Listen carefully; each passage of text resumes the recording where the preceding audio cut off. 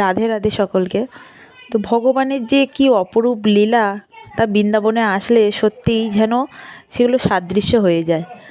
আমরা ছোট থেকে অনেক কাহিনী ভগবানের শুনেছিলাম, দেখেছি, কিন্তু আর সেই জায়গাগুলো, সেই স্থানগুলোতে যখন আসলাম, যেন সেই জিনিসগুলো শোনা আর এই নিজ স্বচক্ষে দেখা মিলে যেন সেই এক আলাদাই অনুভূতি তৈরি হয়েছে।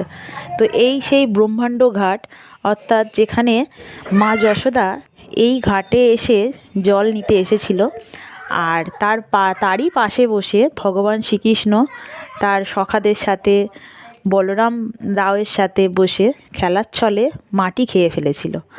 আর সেই মাটি খাওয়াতে যখন মা যশোদা জানতে পারে, তিনি সেই জল ফেলে দিয়ে তাকে যখন এসে দেখতে আসে আর তাকে হাঁ করতে বলে মুখমণ্ডল দেখার জন্য যে সত্যিই সে মাটি খেয়েছে কি না, তো সেই ভগবান শ্রীকৃষ্ণ তো প্রথমে রাজিই হচ্ছিল না, কিন্তু তারপরে যখন হাঁ করে দেখালো আর মা যশোদা তারপরে যা দেখলো, তা তো প্রায় সকলেই আমরা জানি, ছোট থেকে অনেক রকম টিভিতে বলো, অনেক রকম প্রোগ্রামে এই জিনিসগুলো হয়ে থাকে, আমরা দেখেছি। কিন্তু এই সেই স্থান যেখানে সত্যি ভগবান যখন তার মুখমণ্ডল খুললো আর মা যশোদা দেখলো যে তার মুখমণ্ডলের ভিতরে পৃথিবীর সমস্ত ব্রহ্মাণ্ড জুড়ে রয়েছে সেই সমস্ত কিছু, তাই সেই থেকে এই স্থানের নাম হয়েছে ব্রহ্মাণ্ড ঘাট।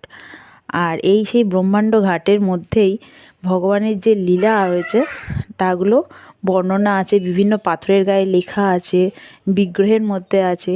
আমরাও এই ঘাটে এসেছিলাম আর এই ঘাটে নেমে একটু চারিপাশটা দেখছিলাম, কত সুন্দর এই ঘাটটা, মানে চোখ ফেরানো যায় না, এত সুন্দর এই ঘাটটা, চারিপাশে শুধু জলই জল।